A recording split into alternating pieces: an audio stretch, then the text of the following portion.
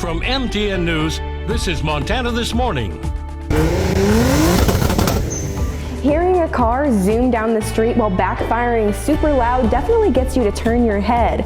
I'm Jolie Slee, and I'll introduce you to a man who tunes these cars to make those loud noises and where he draws the line between fun and taking it too far. And every year, millions of people living in the U.S. are affected by mental illness, and help can be a phone call away. We're going to explore the first year and a half of the 988 crisis line and what that's shown us about the issue. I'll introduce you to the people that filled these bags in Butte that are going to help people feel thankful this Thanksgiving. Alrighty, 6:30. Well, Matt, I'm just thankful it's not a year ago at this time. Oh my gosh, was it cold? It was cold. Of course, we were dealing with a lot of snow on the ground already, and that made it even worse. Right now, the snow is pretty much gone from the valleys, so we're okay there. But our temperatures still a little chilly this morning. It's not frigid by any stretch. 20s and 30s for the early morning, pretty typical for this time of the year. We are looking at some clouds trying to roll through the area. We're going to be in and out of clouds for the day today. Temperatures expected to be right into the 50s for most of the area. Skies start out cloudy and then clear as you head toward the late afternoon, early part of the evening. Big changes heading our direction, though. We'll talk about the temperature swings in store coming up in just a few minutes. All right, thank you very much, Matt. Now some housekeeping right off the top. A 6-story luxury development will soon begin rising at the corner of 5th and Main Street in downtown Bozeman. Now the site is where Genuine Ice Cream and Bamboo Garden used to operate. Fencing surrounds the lot at the corner of 5th and Main as demolition will soon begin. The high-rise building will feature 121 apartment units and 2,000 square feet of retail space.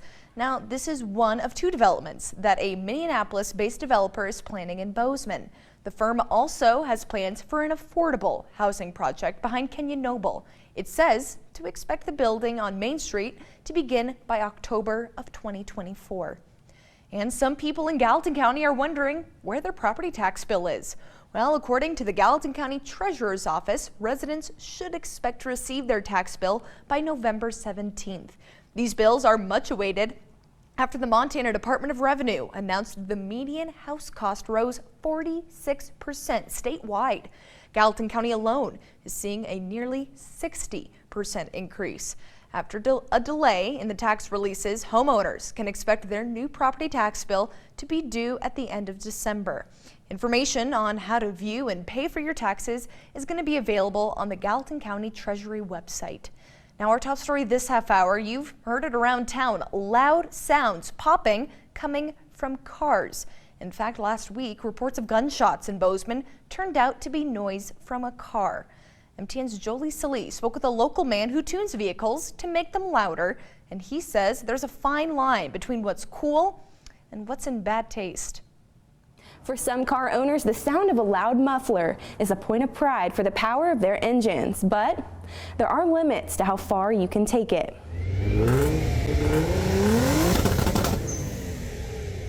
It's everybody's trying to stand out, and that's just the one hobby that people really pursue. Andy Myers is the owner of Spaz Racing Designs and president of the Montana Drivers Club. He describes enhancing vehicle exhaust systems, or tuning cars, as a pursuit of perfection, a hobby many folks are interested in. And you can hear them all around town, sometimes leaving you wondering, was that a gunshot or a car? Do you ever have people come to you and ask if you can make their car sound like a gunshot? Quite often. It's not something that I offer as a service. It's not good on the car. I don't like it, so. Although Myers does tune vehicles to be louder and more powerful, he says this is too much. It's distasteful, probably for a lot of the car community itself. And lately it's been getting them in trouble. I've been a part of a group that meets in town fairly regularly, and because of the actions of a few individuals around town, we're now being harassed by the Bozeman cops fairly regularly. According to Bozeman PD, only 2 citations have been issued in the last 12 months for loud muffler noise. The sheriff's office hasn't issued any this year, but has investigated gunshot sounds from a car. I understand that people don't like it, and the car community at large doesn't like it. And Myers encourages the car community to be mindful and respectful. There's a time and a place, and please be responsible. We have car meets during the summertime fairly regularly. If you want to come there and be a hoonigan within reason, that's acceptable. In Belgrade, Jolie Salee, MTN News. Thank you very much, Jolie. Now, every year, millions of people living in the United States are affected by mental illness. In fact, Johns Hopkins Medicine found 1 in 4 adults suffer from a diagnosable mental disorder in a given year. And nearly 10% of American adults 18 or older will suffer from a depressive illness each year. Despite efforts to raise awareness, that help is a phone call away. But new research shows calls are pouring into the new 988 suicide hotline, but patients rarely call back. Experts say a mental health crisis continues to plague America. And now a new study out of NYU shows that awareness of the 988 suicide hotline has increased.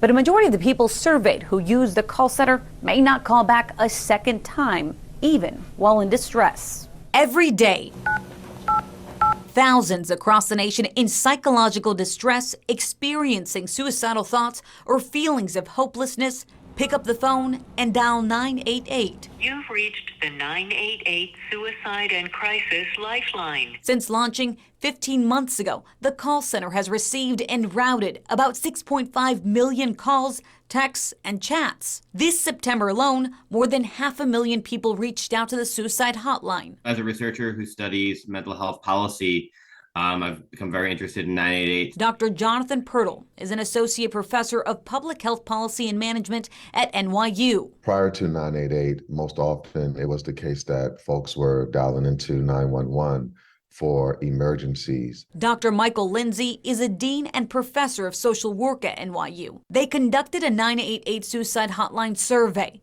Nearly 5,000 people took part in the study. In this particular study, we wanted to know, people's awareness of 988, use of 988, and their likelihood of reaching out to 988, as well as other sources based on their level of psychological distress. The study found people surveyed who experienced serious distress were significantly more likely to know about the suicide hotline than those without distress. And approximately 1 in 20 people surveyed with serious distress used the 988 lifeline. But only about 1/3 of these users were very likely to use it again in the future. This means a majority of these participants may not use the 988 hotline again when in distress. Obviously, they don't feel that they are very, very likely to be using it again in the future, and we don't know why that is. Right, and it could be related to wait times, it could be related to the encounter.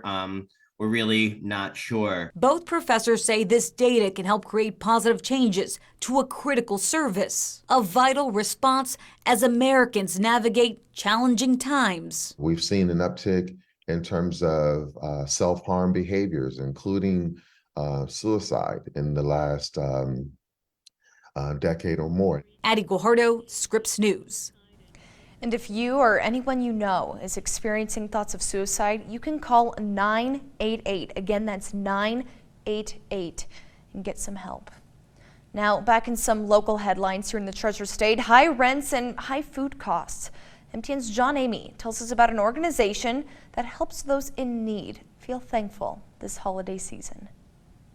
With the high cost of living, it's difficult for many people to feel thankful this time of year.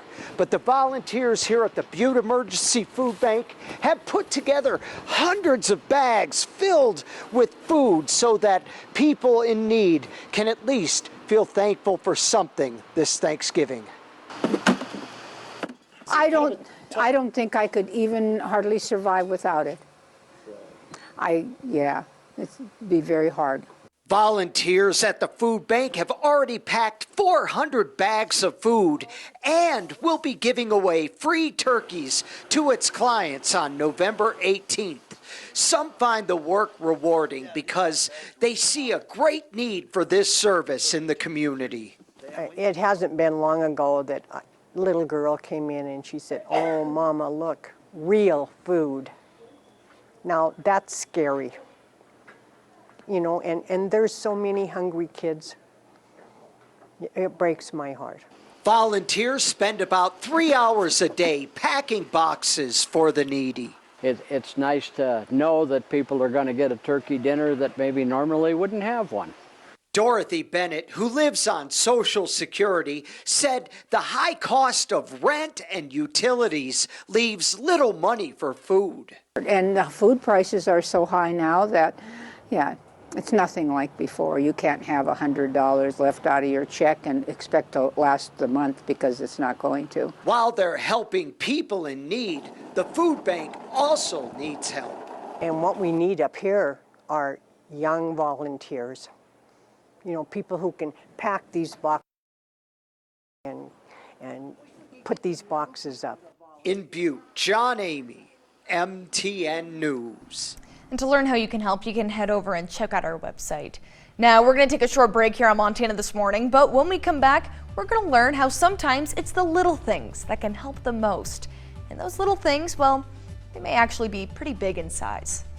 Healing with Horses. I'm Danya Backus with a look at a program using horses to help veterans deal with trauma.